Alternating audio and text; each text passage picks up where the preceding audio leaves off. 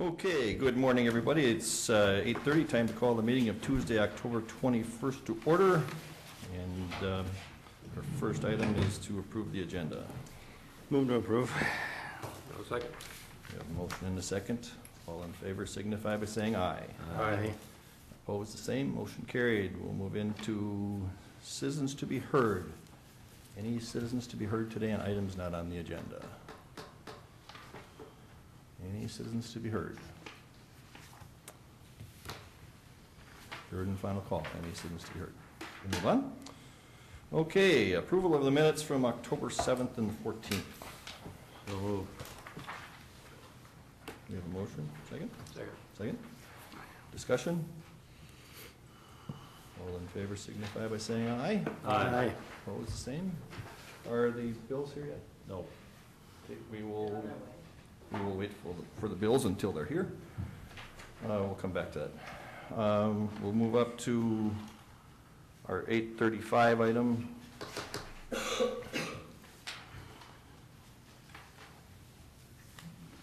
And I just don't know if any media is going to be here for this. I don't know. I hate to move something up too much, but yeah. Reports or something.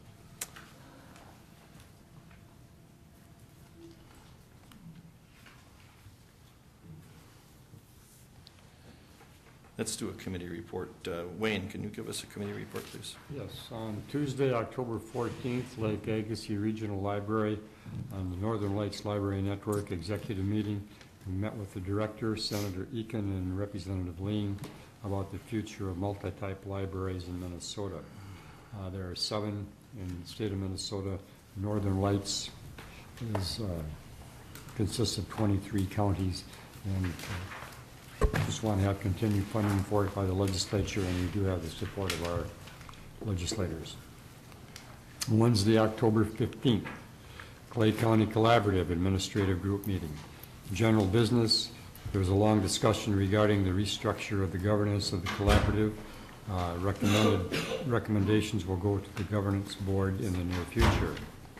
Thursday, October 16th, Lake Agassiz Regional Library Executive Committee meeting. General business, financial report, which is very good, President's report, and then we will present to the full board in November a resolution changing the bylaws to lower the number of board members from 24 to 15. This will be based on population. Again, the full board has to approve of this. One member, 21,000, 21,001 to 35,000, 2 members, 35,001 to 49,000, 3 members. Keep in mind, folks, that when it comes to Clay County, Moorhead is not calculated into the population because Moorhead is a separate signatory, and the population of Moorhead is not included in the calculation of Clay County's population. The executive committee mulled this over for some time and all agreed that a 24 board member was too large and not necessary. The full board will have the final say on this, and it has been carefully scrutinized by Lake Agassiz's attorney, and he sees no concerns with going ahead with this. Again, however, the full board will make the final determination in December. Not to belabor it, but we would have 1 member each, decreased from 3 members each from Clay County, Clearwater, Mahnomen, Norman, Polk, Wilkin, Detroit Lakes, Mahnomen, Crookston, and Breckenridge. There would be 2 members each from Becker County, and that would be decreased from 4, and 3 members from Moorhead, which would be decreased from 6. Any comments or questions on this at this time? Okay. And then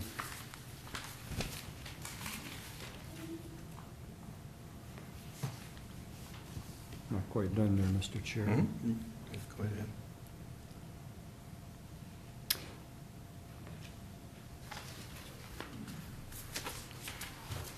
And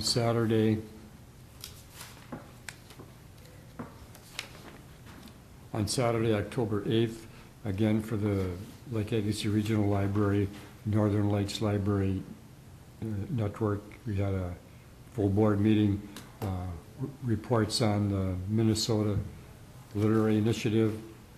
We discussed and went over the 23 things multi-libraries deal with, which are quite a few, and report on the White Earth Free Library for Children. This has been in the works for quite some time, and it has been very successful. And at this point, that's all I have, Mr. Chair. Right, thank you. We will go back to our bills and vouchers. They're now here. So moved. Second. Discussion, any? All in favor signify by saying aye. Aye. Opposed, the same, motion carried. We'll move into our 8:35 item, which is the FM diversion history, and we have with us Keith Burnt from Cass County. He's the Cass County Administrator.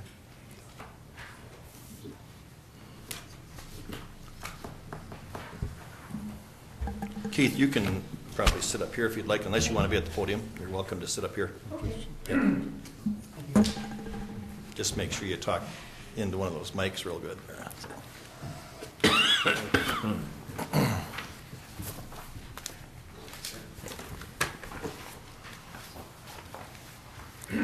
Just to set this up, Keith gave a history of this at the Diversion Authority meeting here earlier this month, and our administrator had suggested that you come and give it to our full board. So welcome, Keith. Well, thank you, Mr. Chairman and Commissioners. It's an honor to be here this morning. I appreciate the invitation, and because I'll apologize, a couple of you, it's going to be a rerun this morning because some of you were at the diversion board meeting where I talked a little bit about the history of the FM diversion, but happy to talk about that again this morning. And I provided a handout which pretty much covers what I'm going to talk about this morning. As you all recall, probably in the spring of 2009, we experienced a record flood. Following that flood, there was a recognition by all the local governments that we really needed to be working together and talk about a bigger, more robust plan for flood control. So we got together, or a group was assembled. Early on in 2009, we had cooperation. In fact, I recall a meeting here in 2009, I pictured on page 3 of the slides, where both governors were here in Moorhead and talking about the need for flood control. We had a congressional hearing in 2009 in May of the Senate Energy Environmental Appropriations Subcommittee met in Fargo to talk about flood control. We had a great deal of interest, and stemming from that, the Metro Flood Management Committee was formed, and that was a group that consisted of the elected officials, all 5 members from Clay County Commission, all 9 members from the Moorhead City Council, and the 5 members from the Cass and Fargo commissions, as well as a representative from each of the respective, from the watershed on the Minnesota side and the Water Resource District in North Dakota. So that group had 15 Minnesota members and 11 North Dakota members. And it was a good group, and it was recognized early on that it was an unwieldy group as far as a group that was going to meet regularly and develop a plan. So the decision was made shortly thereafter to form the Metropolitan Flood Management Work Group. And that group consisted of 6 Minnesota representatives and 5 North Dakota representatives. And those representatives came from both the councils and commissions on both sides of the river, as well as 1 watershed member from each side of the river. And so that group was co-chaired by 1 Minnesota representative. In fact, Commissioner Campbell was one of the co-chairs, and Commissioner Mahoney from Fargo co-chaired that group. And that group met pretty regularly throughout 2009 and through 2011. And so during that process, we worked with the Corps of Engineers on a number of alternative plans for what could be done for flood risk reduction in this region. And a couple of plans emerged from that early on. There was a diversion channel proposed One option was to put a diversion channel on the Minnesota side of the river that would have went just out around Dilworth and up to the north and drained back in. And the second one was a diversion channel on the North Dakota side. So those two alternatives came forward, and there was much discussion, and initially the Corps of Engineers, in fact, tended to favor the Minnesota alternative because it was a less expensive alternative. There was a lot of opposition. One of the things we heard loud and clear with the Minnesota alternative at that time was people recognized that the majority of the flooding problem was in North Dakota, yet we were taking 6,000 acres of prime farmland out of Minnesota out of production to build this channel, and in fact, where that channel would have routed, much of it was above the 500-year floodplain, so understandably, there was a lot of concern from landowners and groups about a Minnesota diversion. In fact, Representative Peterson had a kind of a famous quote that was featured in the newspaper at that time. He said there was about a -5% chance of a diversion being built in Minnesota as far as he was concerned. So, and also we involved the city of Dilworth. There was a lot of concern. So we stepped back and we looked from Cass County's perspective, from the commission that I worked for at the time. We really didn't favor the Minnesota diversion for a number of reasons, not just for the controversy, but in Cass County we have flooding problems from the Red, the Wild Rice, the Cheyenne, the Maple, and the Rush rivers, and the Minnesota diversion would have helped us with the Red River and the Wild Rice River flooding, but really wouldn't have done anything for the Cheyenne Maple River flooding that we had experienced. So we, as part of that discussion, we looked at a mini diversion where we would divert those rivers in addition to a Minnesota diversion, and that put the price tag right up there with the North Dakota diversion. So then all of a sudden there weren't any cost savings by building in Minnesota. So eventually local officials were able to persuade the Corps of Engineers that maybe building in North Dakota was a better alternative than building in Minnesota.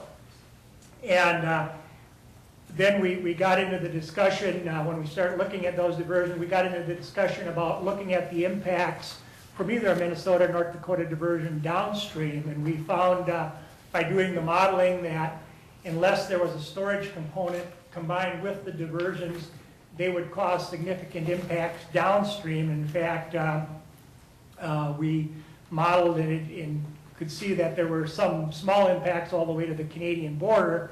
And given the large population bases and the fact that we'd be impacting Grand Forks and East Grand Forks, who had recently finished flood control projects, that was a real difficult and controversial discussion also. And in fact, we held a meeting in Hendrum. We held in June of 2010, where we went to a packed gymnasium in Hendrum, and they told us what they thought of our project, and it wasn't all positive. In fact, there was a coalition formed downstream at the time, a joint powers group that was formed to oppose the diversion and the downstream impact. So we took that to heart, and we went back to the drawing board and decided, asked all of the engineers and the experts working out what can we do to mitigate these downstream impacts. And they really said, well, if you're building a channel that's going to cause the water to flow a little more efficiently, and we're taking areas out of storage, the only real way to mitigate that is to put some areas back in storage and store some water. So then we started looking at how can we retain or store water upstream so that we don't have downstream impacts. And after much investigation, the conclusion was the most efficient place to do that was closest to the diversion itself. The farther we went upstream with storage, the larger storage area would take, and the more we would be getting farther away from the area we were trying to protect. So in the end, as a result of those discussions in April of 2011, both the boards from both sides of the river endorsed a plan to build a diversion in North Dakota with upstream staging. And so that was approved, and a resolution was passed by all 6 member entities to the group, took back a resolution to their boards and passed that resolution in support of a North Dakota diversion with upstream staging. And it was at that point that the discussion started about going forward. Did the group that we had assembled at that time, this working group of 6 Minnesota representatives and 5 North Dakota representatives, was that the right group going forward? And the decision at that point was, since the project is now going to, the majority of the construction is going to be in North Dakota, majority of the impacts are going to be in North Dakota from that construction, and the majority of the cost is going to come from the North Dakota side of the river, it was decided that maybe a different makeup would be appropriate. So after much discussion, the group agreed to a board consisting of 7 members from North Dakota and 2 members from Minnesota. And then as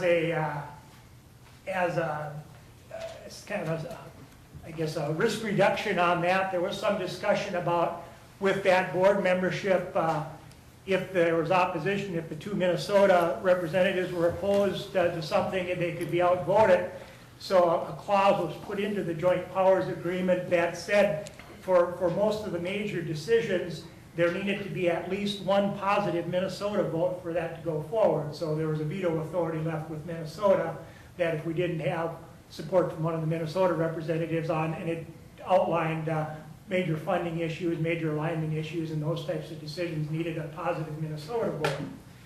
So from and I guess at that point gets us so that organization, the FM Metro Diversion Authority, was formed as a result of the approval of that joint powers agreement in 2011, and that's the group that exists today. So with that, I'll stop and be happy to answer any questions you might have. Wayne? Have you ever had no vote from one of the 2 Minnesota representatives that you can recall?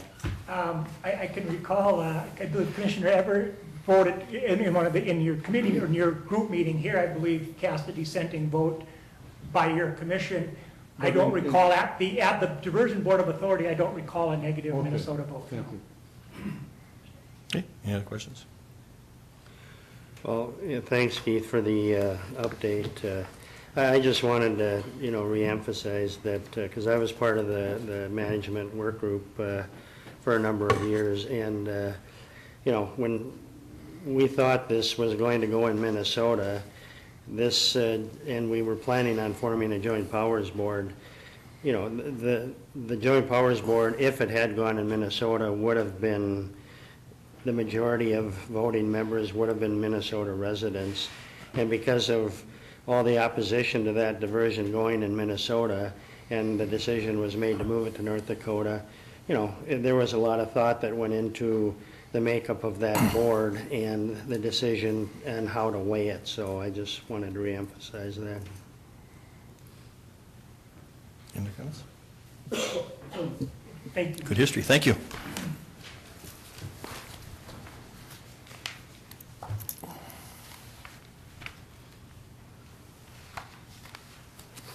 Okay, next we have the update regarding the Deed Small Cities Development Program and request for approval of a grant extension. Good morning, Dara. Good morning.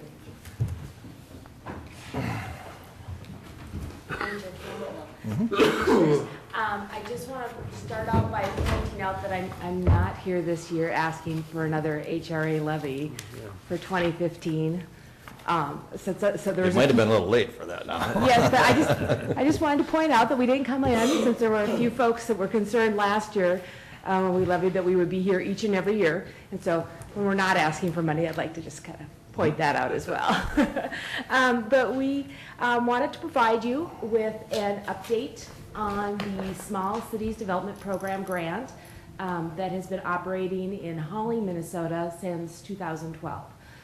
The grant term is nearing the end, December 31st, 2014, and we still have projects underway. We were approved to do 15 homeowner rehabs, and the Clay County HRA is administering that portion of the grant. We are currently working with 17 households. and 10 of those are either completed or in progress. The additional 7 households are in various stages of bidding, scopes of work, etc. And also we were approved to do 9 commercial buildings, and there are currently 12 commercial buildings that we will be doing rehab work on in the city of Holly. All of the commercial property owners who wanted to participate have been able to participate. And then we are doing 3 rental project buildings containing approximately 22 units as well. We have had a major stumbling block in getting these projects to completion, and that is one of the signs of a thriving economy.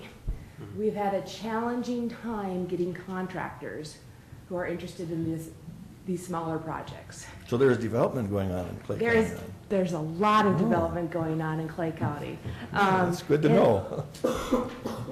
And the city of Holly in particular has been particularly busy. And the scale of these projects is considerably smaller than the scale of a lot of the different projects that are going on. So we've run into challenges with contractors. And on the owner-occupied side, we've had a hard time this summer and fall getting contractors to bid because they said they've had such a difficult time acquiring materials, which was very surprising to us. But they said that the North Dakota oil boom and all of the development going on in the local area is also putting a pressure on supplies. And so some of them would not submit bids unless they had 180 days minimum to obtain materials. We brought that information to the Department of Employment and Economic Development and did ask for a 3-month extension so that we could get those contractors to bid. DEED has approved the request to extend the completion of the work till March 31st, but that would also need the approval of this commission to do so. All of the contracts will be signed, sealed, and underway before December 31st. It's just a matter of getting those contractors physically out on the site with the materials physically with them, is the delay on that. All right. John? Does the supplies costs go up because of the shortage to them? You know, I would imagine so, but I don't have that specific information. And you do feel you do have enough people ready to sign contracts now to Yes. complete the work? Yes. The commercial projects, we're still having some challenges on. I just spoke to Zenas Bear in the hallway downstairs, because he has a couple of buildings on the commercial side. He said, I might be taking some vacation time and being a self-contractor, because he's had such a challenging time getting bids on those projects. So if anybody out there would like a part-time job or a full-time job, I'm sure that there are local contractors that are interested in hiring. There's certainly a need in the community for additional both specialty areas, plumbers, electricians, et cetera, and general carpentry work, because there's a high demand. Yeah, thank you. That's certainly gonna fit in with my report from the Greater Fargo-Moorhead Economic Development Oh, good. I'm glad I Association, didn't too. conflict with you. So, no, you're matching their findings as well. That labor is just extremely difficult to find. And we were successful in acquiring funds from rural development. The city of Holly put in some matching funds from a former grant, and then the Clay County had put in $25,000 in general obligation funds, and we pledged $86,000 out of the 2014 tax levy. So with those resources, we have had sufficient funding to match all of the deed funding Application. requests as well. Okay. So that's one of the reasons we didn't come back for 2015. And what you need from us then is just approval of the extension. The Grant approval of the extension. extension. That's to March 15th? Until March 31st Or March of 31st. 2015. I would so move. Okay, we have a motion to extend the grant. Second. We have a motion and a second. Any further discussion? If not, all in favor signify by saying aye. Aye. Opposed, the same. Motion carried. Thank you. Thank you.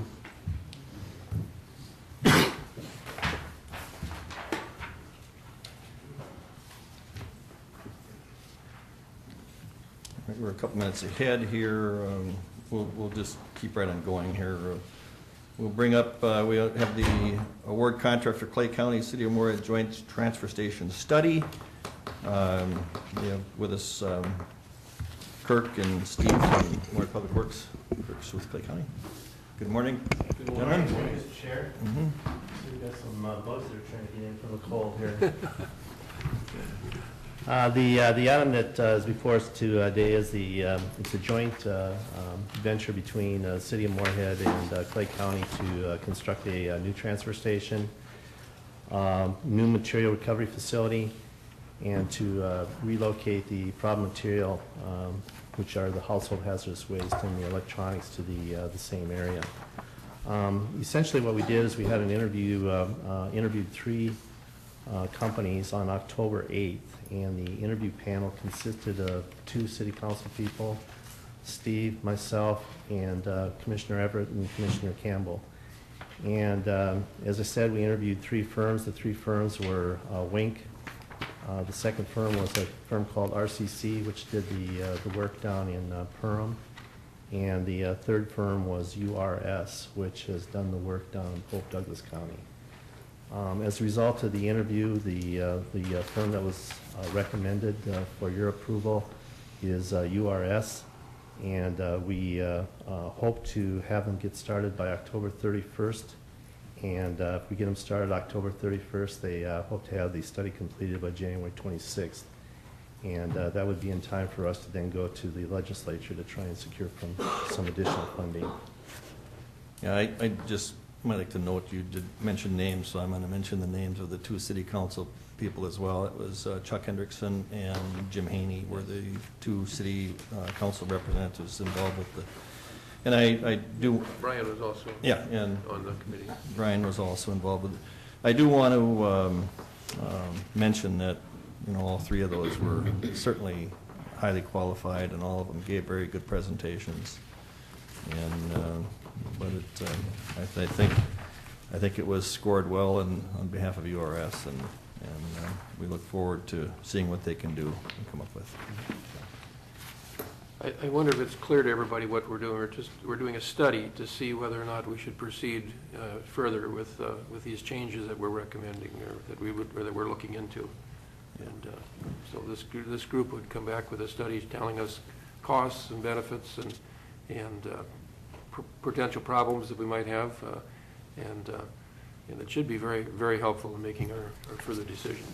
And to follow up with that, is this recommendation actually came from our Solid Waste Advisory Committee, which consists of several people throughout Clay County, including citizen representatives as well, and everybody's interested in making sure our landfill is not overworked, and that it lasts a long time, and that we look for alternatives for ways to get rid of product other than just putting it in the ground. So that's what this is all about. It's going to take some time, and I know that Kirk and Steve have worked pretty hard on this. So you're here then asking us to formally approve that recommendation from. Yes, Mr. Chairman, I have submitted a draft contract to Jenny for her review and approval, and you know, essentially, if you all approve it, then we can move forward with this. Okay, I guess what I would do is I would ask for a motion to approve contingent upon Jenny's review and acceptance. Mr. Chair? Yes. Sorry to interrupt. I have had a chance to review it, and most of it is very standard and acceptable. It's a time and materials type contract, and when we're talking about a service versus a product, it takes out some of the issues that we would typically look for. My one thing I wanted to address and make sure that I understood and the board offered some guidance on was, I didn't know how the funding piece was arrived at for this. Is there going to be a not to exceed an amount, or will it be ongoing with updates to the board? Mr. Chairman, Jenny, I would hope it would be not to exceed. That's the way I'd like to operate. Yeah, we did have a bid proposal in a certain dollar amount, and that dollar amount will be coming out of the solid waste funds that we have available. So. Okay. So then we'll just talk about a couple of changes that we could make then, just to reflect that. That was the one thing that was somewhat unclear from review. Thank you. So I still think the motion would be. Approve it with those changes. Yeah. Okay. Is there a second? Second. Second. Discussion. How many counties are involved in this study? Mr. Chairman, Commissioner, for this particular study, it's essentially Clay County and the city of Moorhead. There is potential there built in, so we could possibly process additional single source or recycled material from other areas. But that's part of the study, is to determine if there's some other people that might be interested in this. Yeah, as we move along, and you brought up the interesting words are single source, and I think it's something new, and I think it's something that would certainly be of benefit to all of our citizens. As you know, Stephen, what Moorhead residents experience and what other communities might experience, they have to have a box for this and a box for that, and a box for this and a box for that to put all the recycles in. Now they would have one, and it would still get separated and sorted and recycled under this new system. But again, this is all early on. This is just a study. This is just a Moorhead, Clay County joint venture to this stage, but all of this would still tie into our agreement with our regional partners with the burner. So there's still some very positive things there in terms that would happen, that would work good with our perm operation. Okay. All right? Anything else, guys? Okay, did we? We haven't No. voted. Okay. All right, all in favor of the motion signify by saying aye. Aye. Opposed, the same. Motion carried. Thank you. Okay. So you'll be back then with updates on how the study's going? Yes, I All right, sounds good. Thanks. Yep. I want to comment too about how good it is to see the two of you working together on this project. It's truly beneficial to the whole county, for Moorhead and the county to be. We're very excited and very thankful for the partnership. Good. We could do this by ourselves. That's for sure. Thank you.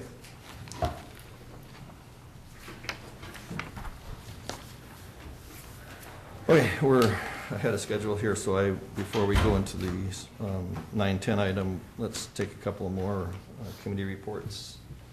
Frank, are you ready to give a report? Sure. Wednesday, I went up to Park Rapids. Grant and I were there for the Board of Equalization. I don't have my certificate in front of me now to hang on the wall or whatever, but I No guess proof that you were there, you'll have to go again for it. So, I got it somewhere. Anyway, no, it was an interesting, good presentation there, you know, about if anything should come up with problems with taxes. Evidently, I guess we're certified people now. I was on Thursday, FM COG meeting. We approved Bill Christensen for the new CEO for FM COG for the future. Discussion was also held on the 12th Avenue, 15th Avenue Bridge. We realized the judge gave the bridge over to Fargo Moorhead, but there was no date given, I think, as far as for the turnover. You know, so that still has to be worked out, you know, and had some discussion on that.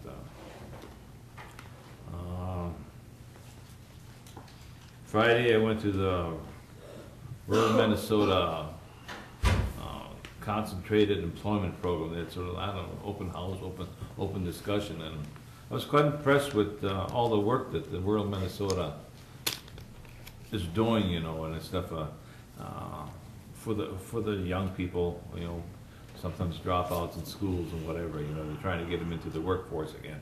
People who are in social services or whatever, trying to get them into the workforce again. And had some discussion with them as far as saying rural Minnesota, and I feel so many times that I realize when they say rural, we got Minneapolis, St. Paul, and the rest of us are rural Minnesota, you know, but when you're in Clay County, what does rural Minnesota mean? Rural Minnesota probably means a farm north of Moorhead or somewhere like that, you know, and, you know, to us, rural is really in the rural, in the farming area, you know. So I was just wondering whether the concept of rural Minnesota CEP is not the right name for it. You know, we had some discussion on that, you know, but it is a heck of a program when you look at what their success rate and getting people back into the workforce again. It was an interesting discussion there. Yesterday, Heartland Trails meeting, getting closer to making decisions and possible alignment of the trails. I think there were there's a lot of discussion on difficulties in trying to get into the right of way. You know, as far as going through that, they showed a map where the planning is, and maybe a lot of problems with going to the right of way, especially with railroad and stuff like that. If you're gonna go next to the railroad, it's maybe difficult to get in the right of way there. Because I think the railroad's looking at expanding possibly another track. I don't know if they are or not, but I'm sure they got that in their plan. Eventually may have to go to more tracks or something like that. So getting the right of way next to the railroad tracks may be tough. And a little discussion how Clay and Becker County will be matching up, you know, where the Becker County trail's coming from Detroit Lakes and stuff like that. Is that gonna match up where we wanna do it in Clay County? So a lot of discussion going on there. Also had reviewed, had a meeting with the University of Minnesota. We're taking applications for halftime 4-H coordinator, and we reviewed those applications, and we'll have interviews on November the 6th. Last night we attended an open forum on the candidates. They had one at the Glendon, DGF site in Glendon. They had an open forum for the sheriffs and the Glendon City Council and the school board out there. So that's it. All right. Grant? Yeah, I had, Frank already mentioned Board of Appeal and Equalization training. It's not the most exciting topic, but it was informative, so the person from the state that presented it did a good job, and actually learned quite a bit.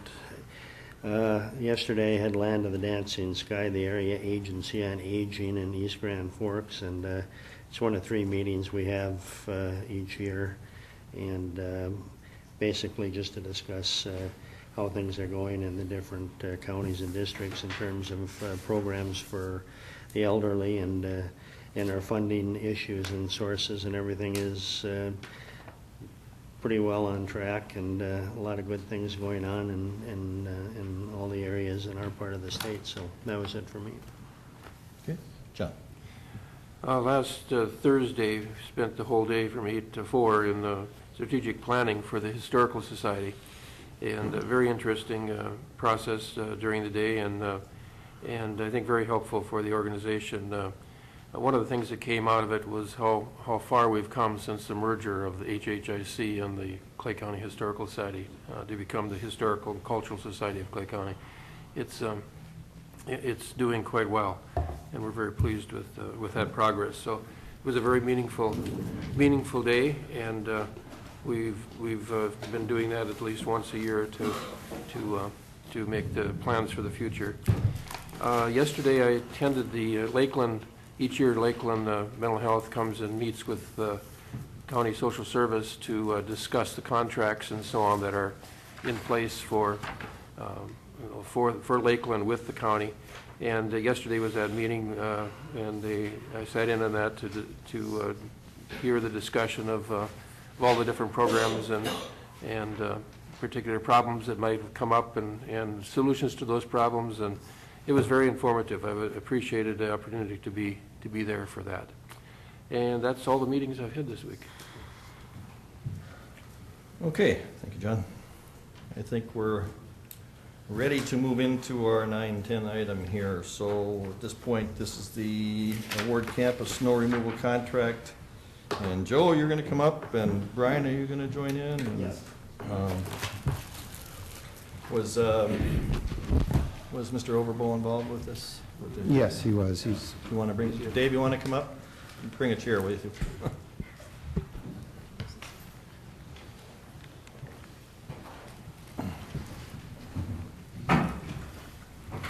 Coming from that.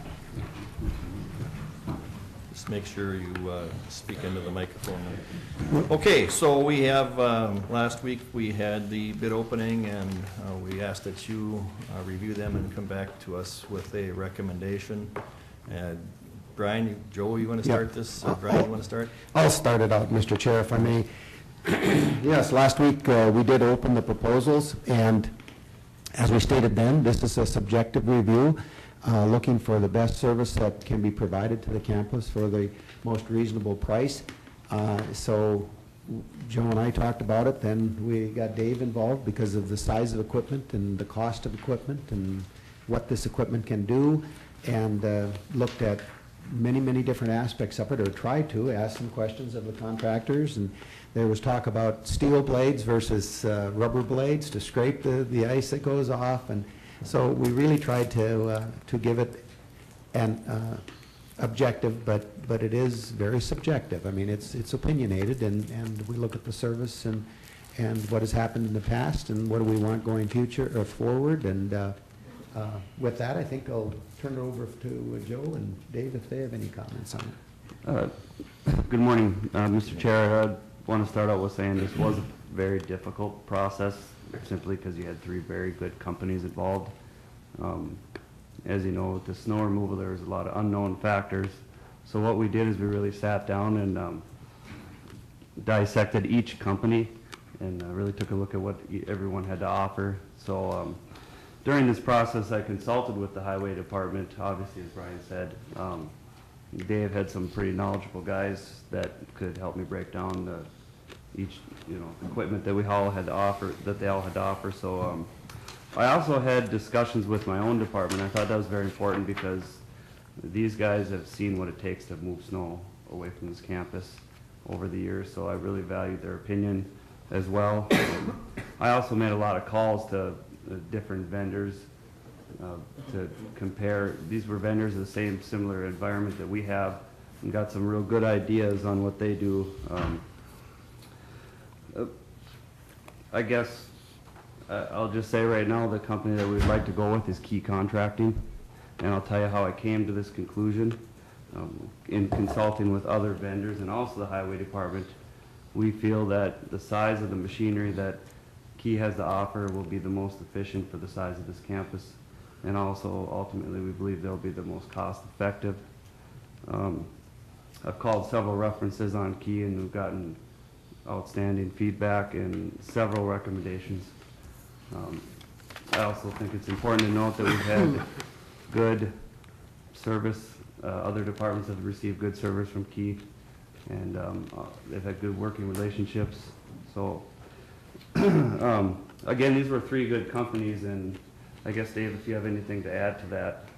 Yep, Dave. Okay. Yeah, see, when Joe asked me this, I took a look at our, annually we do bids on equipment, so I took a look at the prices, and everything seemed in line. The prices on all 3 contractors were decent.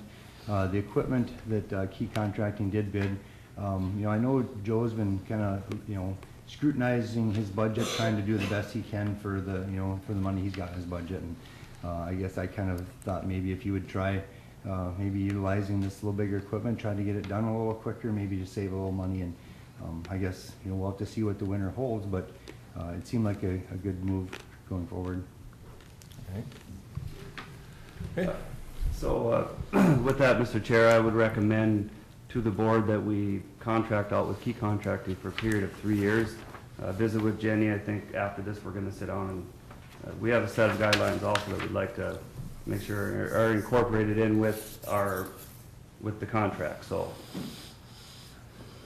All right. We have a recommendation. I'll move to approve. We have a motion to approve, and then you said there's going to be some extra language that's got to be, should that be included in the motion, Jenny? or- No, we have not drafted a contract yet. We wanted to, withhold on doing that until we got board approval. Okay. But any contract that we draft would incorporate all the specifications that Joe had both in the bid and then in consultation after the bids with the contractors. Very good. All right. So we have a motion to approve the recommendation on snow removal. Is there a second? I'll second. We have a second. Any further discussion on the motion? If not, all in favor signify by saying aye. Aye. Opposed, the same. Motion carried. Okay, very good. And you'll be in contact with Key then and start, we could have snow flying anytime. Yep, So I'll contact with Mr. Paskey and we'll get a plan going. very good. Sounds good. Thank you, Joe. Thank you, Dave. Thank you, Brian. Okay, at this point in time, it's 9:15, and we will be going into closed session regarding union negotiation. Mr. Chair, move to close session. And we have a motion to go into closed hearing. Is there a second? All in favor signify by saying aye. Aye. Opposed, the same. Motion carried. We'll reconvene here. We have just a couple of items left on committee reports. I'll give my report next. And on the 16th of October, I had two meetings. The first was the Fargo-Moorhead Economic Development Corporation Board of Directors meeting. And at that meeting, there were several topics. They are planning on doing a workforce development study within the area. Has been talked about quite a bit recently is that there really is a shortage in the area for workforce. If you look in the media, you see every place there's signs looking for people wanting to work, and so if somebody's looking for a job, there's opportunities out there. But it does become an issue.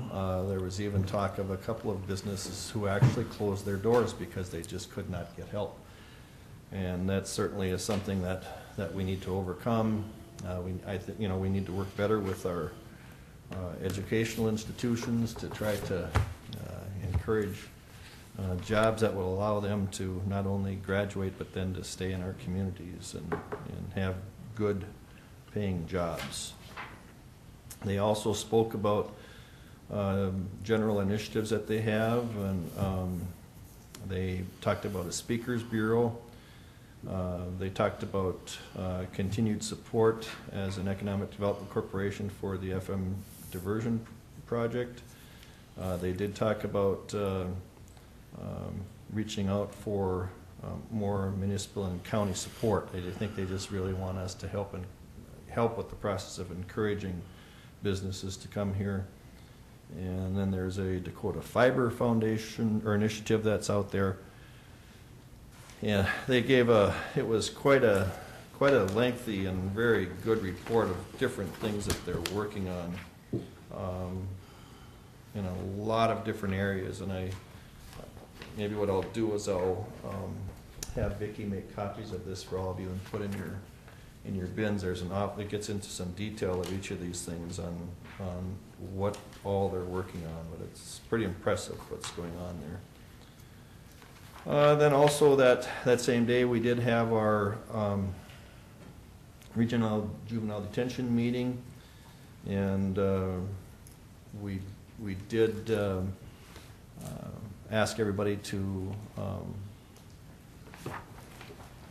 we authorized the new service agreement and asked that it go to all member counties for signature, or for approval. So I would imagine that'll come before our board here in the next week or so for Clay County's portion of it. And then we did modify the 2015 budget to incorporate the bringing in of a new member being Cass County as a member to the regional facility. We're looking at, so obviously there was a proposal to have staff increases by, I believe it was 6 new staff. And through our subcommittee meeting that we had, and then with the board agreed to, was to hire 4 up front and to see how that goes and to see where the direction goes, with the idea in mind that the budget for 6 was approved, but not to spend that all right away. So, and that went over really well. There was some talk about the long-term programs that we have there and how many outside or non-member counties we would allow to enroll into that program, because the more we do that, then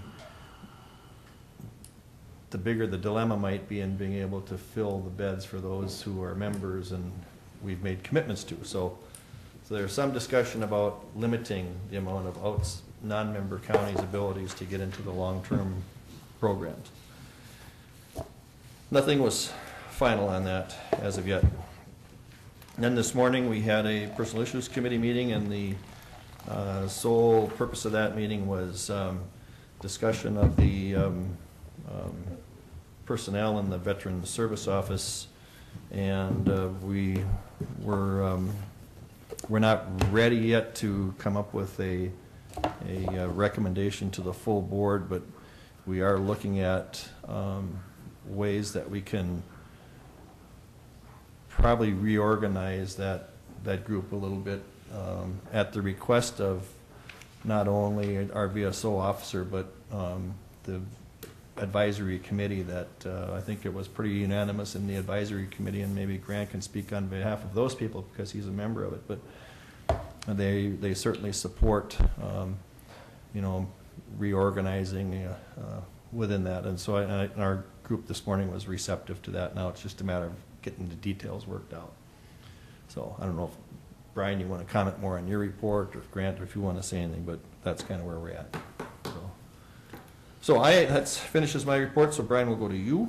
Well, thank you, Mr. Chair. I think you covered it really well. I think we had a long discussion about it, and that office has gone through a lot of changes, and it's rightfully so. We need to look at some reorganization there and I don't even say reclassification because it's looking at some different jobs.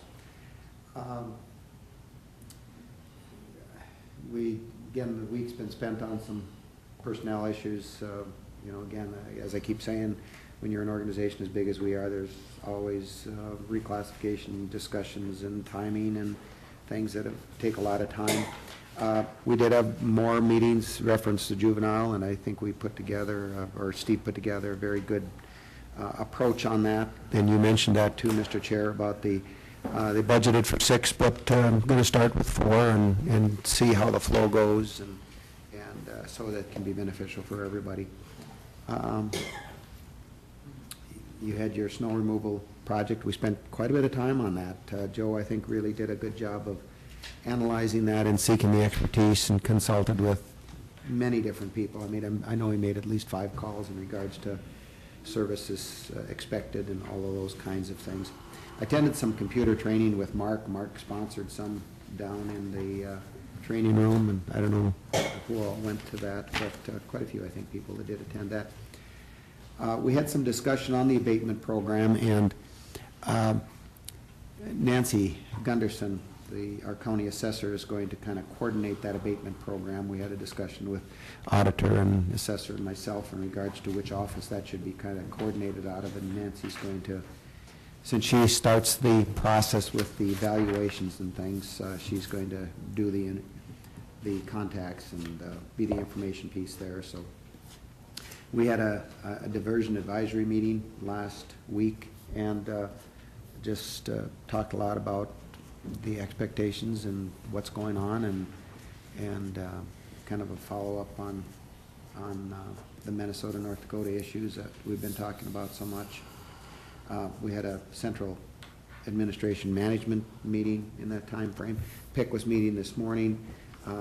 Darren and I spent some discussions on reclassifications. And then just a reminder, October 31st, next Friday, a week from this Friday, is that District 4 meeting, and it's down in Breckenridge in Wilkin County. If you guys are planning on attending that, it'll be in the morning, starts about 8:15, runs till noon or a little after with lunch, so. Where's it gonna Mr. be Chair. Where's it going to be at in Breck? Senior Center, Yeah, there you go. 225 5th Street South. Yeah. With that, that's all I Okay. have, Yeah, Mr. okay. Chair. Vicki, anything this morning? No, thank you. Okay. I got one question on this, maybe, we have to go to this thing to find out, I suppose, what the plans are on this underpass stuff. Is part of the process then to change the Highway 75 to Main Avenue?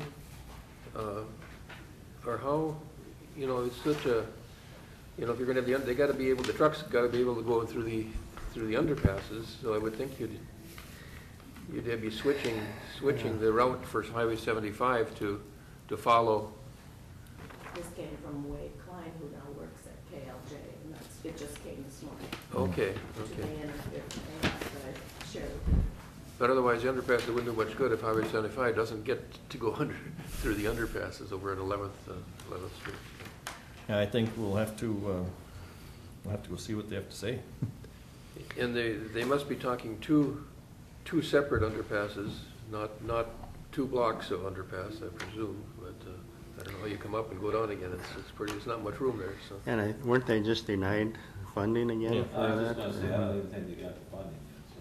Yeah, Well, for again, this it's round, but- been- They're talking been going- millions upon millions. of Yeah, I've been dollars. trying on it for Won't happen in our decades, lifetime. so, yeah. It's very expensive. All right, Okay. Can't just leave the check. all right, we will stand adjourned.